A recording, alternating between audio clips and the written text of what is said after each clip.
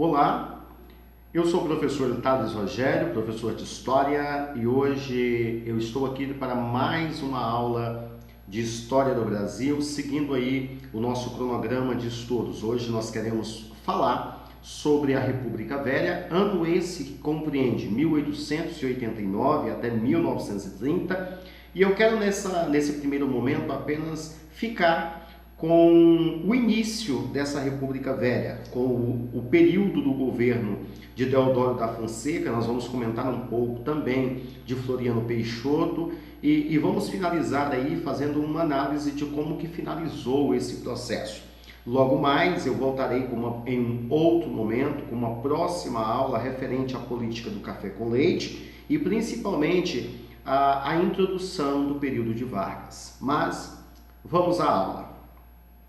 Quando nós começamos a comentar esse processo da República Velha, nós temos que mencionar que houve a instituição de Deodoro da Fonseca, ele que vai ser responsável por promulgar a República no Brasil, e esse momento acaba sendo instituído por algumas questões históricas que nós temos que mencionar. Primeiro, o governo provisório, presidido então por Deodoro da Fonseca, ele suspende a Constituição que estava em vigor, a Constituição de 1824, e passou a governar por meio de decreto-lei. Decreto-lei era instituições aí do chefe do Poder Executivo. Já no dia 16 do mesmo ano, foi banida a família imperial, que deixou o país na madrugada do dia seguinte. Foram adotadas dentro desse governo provisório algumas medidas. Dentre elas, nós podemos citar aí o estabelecimento da República Federativa como um regime político, sob a denominação agora de Estados Unidos do Brasil. Nós temos também onde as províncias passam a se chamar de Estado. As assembleias provinciais e as câmaras municipais foram totalmente dissolvidas e nomeados novos governantes para os estados e municípios. Nós temos também a criação de uma bandeira republicana com o lema positivista, ordem e progresso, lema esse que ainda está na nossa bandeira. A concessão da cidadania brasileira aos estrangeiros aqui residentes, esse ato passa a ser conhecido popularmente como a Grande Naturalização. A convocação de uma nova Assembleia Constituinte, a separação entre o Estado e a Igreja, que agora o Estado passa a ser laico, a instituição do casamento civil e a secularização dos cemitérios e também a reforma do Código Penal brasileiro. Embora unidos na luta contra a monarquia, os republicanos estavam totalmente divididos em relação a que regime deveria ser adotado. Muitos civis queria a convocação imediata de uma Assembleia Constituinte e a formação de um governo descentralizado e controlado pelo Poder Legislativo. Já os militares que estavam na frente do governo tinham ideais totalmente positivistas, desprezavam as eleições e propunham a formação de uma ditadura republicana. A instabilidade política dos primeiros meses levou então Deodoro da Fonseca a convocar uma Constituição em junho de 1890 e realizar essas eleições. A Assembleia Constituinte agora deu início aos seus trabalhos no dia 15 de novembro. Mas quais eram as ideias propostas por esta Assembleia Constituinte? A primeira Constituição da República, que no caso passa a ser a segunda do Brasil, foi promulgada no dia 24 de fevereiro de 1891. Inspirada na Carta Constitucional Norte-Americana, instituía a República Federativa como um sistema institucional, o presidencialismo como forma de governo e o regime representativo. Com isso, a população exerce agora um poder indiretamente por meio de representantes escolhidos por eleições diretas. O presidente da República seria eleito por um voto direto para um mandato de 4 anos. Eleitores seriam cidadãos do sexo masculino, alfabetizados e deveriam ser maiores de 21 anos de idade. A exigência de alfabetização excluía da vida política a maior parte da população. já que nesse período poucos sabiam, né, grafar o próprio nome. Ainda segundo a Constituição, o primeiro presidente deveria ser indicado pela Assembleia, né? Foram escolhidos Deodoro da Fonseca, Floriano Peixoto para o cargo de presidente e vice-presidente da República. Com isso, acabou tendo um novo período da história que nós chamamos como a República dos Marechais. Deodoro da Fonseca sempre teve muitas dificuldades desde o início, quando assumiu o governo provisório, para comandar a política econômica do Brasil, que estava totalmente em crise. Foi nomeado Rui Barbosa, que procurou incentivar a industrialização no país. Incentivando essa industrialização, ele cria uma nova política chamada de encilhamento, né? As características desse encilhamento vai aparecer aí na tela para vocês.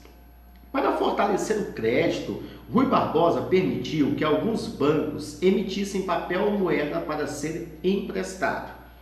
A facilidade de crédito induziu o surgimento de empresas fantasmas, cujas ações eram negociadas na Bolsa de Valores. A nova política teve o seu ponto totalmente fraco, né? Onde aumentou a inflação e o resultado foi uma enorme crise e uma falência. Com isso, em 1891, o país estava no auge de uma crise financeira, né? Eram grandes as especulações na Bolsa de Valores, em consequência das facilidades de crédito, da liberdade dos bancos, das emissões exageradas de moeda, né, com uma política de encilhamento. A situação provocou a desvalorização da moeda nacional em relação a libras esterlinas, que era uma moeda totalmente aí britânica, e a falência de inúmeras empresas, né, trazendo aí a perda de grande capital e até mesmo das pequenas economias investidas nessas empresas. Enquanto isso, acirrava-se as disputas políticas entre civis e militares com ideais positivistas. Deodoro da Fonseca, acusado de autoritarismo, entrou na rota de colisão com o poder legislativo. Em agosto de 1891, o Congresso começou a disputar aí, discussões políticas de lei que diminuía os poderes do presidente, que era aí considerado como ideias totalmente autoritárias para o país. Inconformado, Deodoro dissolve o Congresso e decretou ao estado de sítio, daí no dia 3 de novembro. Lógico que essas medidas decretadas por Deodoro da Fonseca trouxe aí uma reação dos oposicionistas que não demorou muito, até porque no dia 22 de novembro, os ferroviários da Central do Brasil desencadearam movimentos grevistas no estado do Rio de Janeiro. O líder era o deputado José Augusto Vinhais, militar ligado aí ao vice-presidente Floriano Peixoto, que apoiava a veladação aí à oposição. Mas com isso, né, no dia seguinte, o almirante Custódio de Melo colocava-se à frente da tripulação de vários navios ancorados na Baía de Guanabara. Isso acabou declarando-se uma rebelião contra o governo de Deodoro da Fonseca. Desgastados com essa série de rebeliões e formados aí, a elite acaba reagindo contra o governo e Deodoro acaba por renunciar. Quem assume é o seu vice, Floriano Peixoto, que acaba aí impondo um governo aí que vai de 1891 até 1894. No governo, Floriano premiou Custódio de Melo com o Ministério da Marinha e reabriu o Congresso. Ao mesmo tempo, colocou políticos paulistas em altos postos, né? Com o apoio do Partido Republicano Paulista e da população carioca, governou de forma também autoritária e atraiu contra si diversos setores políticos e militares, né? Para completar, promoveu a dissolução dos presidentes de Estado que haviam apoiado Deodoro da Fonseca. Para o lugar dele, nomeou pessoas que eram de sua inteira confiança. Perceba que há aí uma série de políticas de interesse por trás desse governo que não é de hoje, né? Em fevereiro de 1893, nós temos aí uma chamada Revolução Federalista que acaba eclodindo no estado do Rio Grande do Sul, né? Como líderes, nós temos aí um monarquista, um ex-monarquista, Gaspar Silveira Martins. Os rebeldes exigiam o afastamento do governador Júlio de Castilho e a instituição de um governo parlamentarista no país, né? A última exigência atingia diretamente o governo de Floriano Peixoto, né? Meses depois, em setembro de 1893, do mesmo ano, o almirante Custódio de Melo, que havia se afastado do governo por ser considerado aí injustiçado, encabeçou mais uma rebelião, a chamada Revolta da Armada.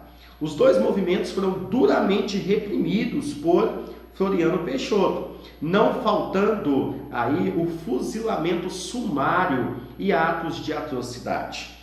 A Revolta da Armada terminou em abril de 1894, mas a Revolução Federalista se prolongaria até agosto de 1895, quando já sob a presidência de Prudente de Moraes, um acordo colocaria fim ao conflito. Mas, para nós finalizarmos, no momento em que ocorreu a Revolta da Armada, Floriano Peixoto estava no auge da sua popularidade, visto que muitos, como o Consolador da República, ele era chamado de Marechal de Ferro.